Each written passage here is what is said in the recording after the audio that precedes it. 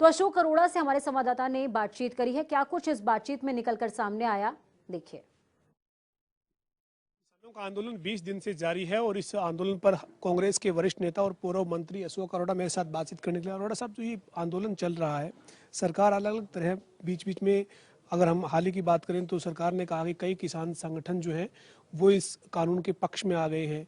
हरियाणा के जो मंत्री सांसद हैं वो केंद्र के नेतृत्व से मिल रहे हैं और SYL की मांग कर रहे हैं। पूरे समीकरण को कैसे देखते हैं? पहले तो मैं कहना चाहूँगा कि पिछले 3 हफ्ते से वो धरती पुत्र किसान जो गर्मी सर्दी धूप छांव बरसात की परवाह न करते खेत में काम करके इस देश के लोगों का पेट पालने का काम करता है, आज वो अन्नदाता धरती पुत्र किसान खुले आसमान पे सड़कों पे इस कड़कती सर्दी में बैठा है। 12 किसान इस ठंड की वजह से अपनी जान गंवा बैठे हैं। और हैरानी इस बात की है कि केंद्र की सरकार ने जून के महीने में, जब पूरा देश में लॉकडाउन था, कोरोना महामारी से सारा देश जूझ रहा था, अध्यादेश तो इमरजेंसी में लाए जाते हैं, अध्यादेश लेके आते उन कोरोना से लड़ने वाले हमारे हेल्थ कर्मचारियों के लिए, पुलिस कर्मचारियों के लिए, सफाई कर्मचारियों के लिए उनकी कोई सहायता करते तो हम उनका स्वागत करते।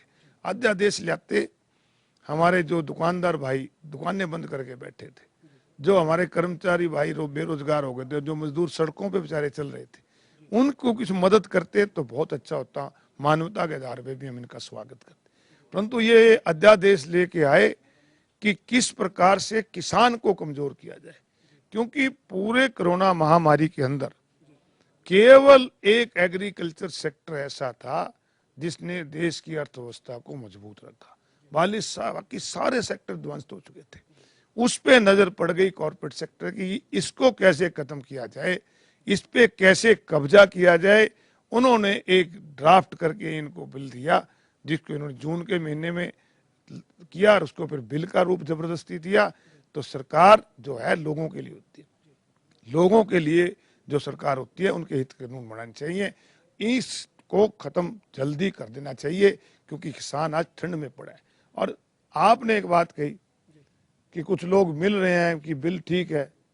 इस देश में 2000 से ऊपर ऐसे NGO बने हुए हैं जो अपने अपने घर की दुकानदारी खोल के भी NGO चलाते हैं। किसान तो आज सड़कों पे पड़ा है। दिल्ली के बॉर्डर पे आप देखते होंगे, सिद्धू बॉर्डर पे पड़ा है, टिकरी बॉर्डर पे पड़ा है, गाजीपुर बॉर्डर पड़ा है, जयपुर हाईवे बंद पड़ा है। सारे देश के अंदर इसका आंदोलन चला हुआ है। और हरियाणा प्रदेश के आज सत्ता में बैठे लोगों ने आज उनकी SYL की भी याद आ गई इस आंदोलन को। इस आंदोलन को पहले तो आतंकवादी कहा गया था, फिर नक्सलवाद कहा, फिर विदेशी फंडिंग का भी आरोप लगाया। जब भी देश के किसान संगठित होकर जब लड़े, इस बात से अलग नहीं हुए, तो फिर किस प्रकार से हरियाणा और पंजाब के किसानों को बांटा जाए, किस प्रकार से इनको लड़ाया जाए, एक SYL का छेड़ दिया। SYL तो हमारी जीवन रेखा हरियाणा प्रदेश के लिए, उसकी लड़ाई हमने लड़ी, आगे भी लड़ेंगे। 10 नवंबर 2016 को माननीय सुप्रीम कोर्ट ने पंजाब विधानसभा द्वारा वो नदी जल समझौता अधिनियम जो था, जिसमें उन्होंने सारे नदी जल समझौते रद्द कर दिए थे, उसको निरस्त कर दिया उस कानून को। उस दिन से आज 4 साल से ऊपर हो गए, तब कहाँ थे लोग। मुख्यमंत्री ने उस समय सर्वदलीय मीटिंग बुलाई थी, कहा था राष्ट्रपति से मिलेंगे, प्रधानमंत्री से मिलेंगे, मिल के लड़ाई लड़ेंगे। राष्ट्रपति से मिले और प्रधानमंत्री को आज तक मिलने समय दिया। तो इसलिए आज इस वक्त में उनको लड़ाने के लिए इनको आज याद आ रही है। इसलिए हम चाहते हैं कि सरकार जिद छोड़ के उस धरती पुत्र की बात माने। हरियाणा में गठबंधन की सरकार है सर। जननायक जनता पार्टी के जो नेता हैं वो ये कह रहे हैं कि जब किसान पंजाब से निकलकर या हरियाणा से निकलकर दिल्ली की तरफ गया था, तो जब मुकदमे दर्ज हुए वो वापस किए जाने चाहिए। ये गठबंधन में जो सत्ता में पार्टी है जननायक जनता पार्टी, उसी के नेता कहते हैं। और हरियाणा की सरकार ने अब तक इस मामले में अपना कोई जो स्टैंड है वो स्पष्ट नहीं किया है। क्या मानते हैं? गठबंधन की जो सरकार होती है, वो जो गठबंधन के दल उसमें शामिल होते हैं वो बराबर के भागीदार होते हैं। आज हरियाणा प्रदेश में बीजेपी की सरकार नहीं है, बीजेपी जजपा की सरकार है। आज जितना लाठी चार्ज हुआ पिपली के अंदर, जितना बीजेपी दोषी है उतने ही जेजेपी दोषी है।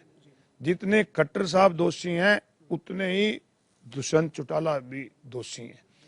आज वाटर कैनन का इस्तेमाल सर्दी में किसानों पर हुआ तो दोनों दल के नेता दोषी हैं। मुझे हैरानी होती है कि एक तो सरकार के अंदर बैठकर एक भाई मुकदमे बनवाता है, लाठी चार्ज करवाता है, वाटर कैनन का इस्तेमाल करवाता है, और दूसरा भाई जाके कहता है कि वापस लो। तो इनको ये दोहरी चाल छोड़ के, चौधरी देवलाल तो एक ऐसे इंसान थे जिस परिवार में पैदा हुए हैं, जिन्होंने कह दिया था मैं मुख्यमंत्री बाद में हूँ, किसान का बेटा पहला हूँ। तो उस समय के प्रधानमंत्री स्वर्गीय जब मुरारजी भाई ने कहा था कि आप चौधरी चरण सिंह की रैली में नहीं जाओगे, उन्होंने कहा था कि मैं मुख्यमंत्री बाद में हूँ, किसान का बेटा पहले उस रैली में जाऊंगा। और दूसरी तरफ ये लोग हैं जो सत्ता में चिपक कर इस प्रकार के ड्रामेबाजी करते हैं। अंतिम सवाल है सर, अभी उप मुख्यमंत्री दुष्यंत चौटाला पिछले 2 दिन से लगातार केंद्र के जो नेता हैं, बीजेपी के केंद्र में मंत्री हैं, उनसे मुलाकात कर रहे हैं और उन्होंने एक बयान भी दिया है। वो कह रहे हैं कि जल्द जो है वो किसानों की जो मांग है उसके ऊपर कोई समाधान निकलता हुआ उन्हें नजर आ रहा है। इस तरीके से आप जो उनकी ये केंद्रीय नेताओं से मुलाकात और उसके बाद ये बयान, इसको कैसे देखते हैं? हरियाणा प्रदेश की जनता को, विशेष रूप से किसान वर्ग को, बीजेपी से कोई उम्मीद नहीं थी, क्योंकि ये हमेशा से पूंजीपति की पार्टी माना जाता है।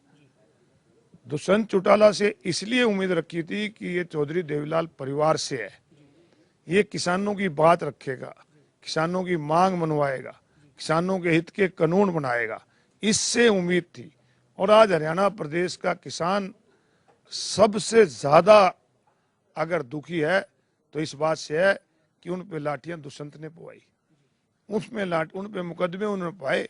किस प्रकार से इस डैमेज कंट्रोल को बचाया जा सके, किस प्रकार से अपनी विफलता को छुपाया जा सके, ये केवल ने केंद्रीय मंत्रियों से मिलकर इस प्रकार का आईवास करने पर लगे हुए। बातचीत करने के लिए तो ये हमारे साथ कांग्रेस के वरिष्ठ नेता अशोक अरोड़ा थे, जिन्होंने कहा है कि जो किसानों की मांग है उस मांग को केंद्र सरकार गंभीरता के साथ सुने और जो 3 कृषि कानून है उनको जल्द रद्द किसानों की मांग पर किया जाए। इसके अलावा अशोक अरोड़ा हरियाणा की गठबंधन सरकार पर भी खूब बरसे हैं। खासतौर पर दुष्यंत चौटाला पर अशोक अरोड़ा ने कई हमले किए हैं। वीडियो जर्नलिस्ट विजेंद्र सिंह के साथ पवन सिंह, जनता टीवी, चंडीगढ़।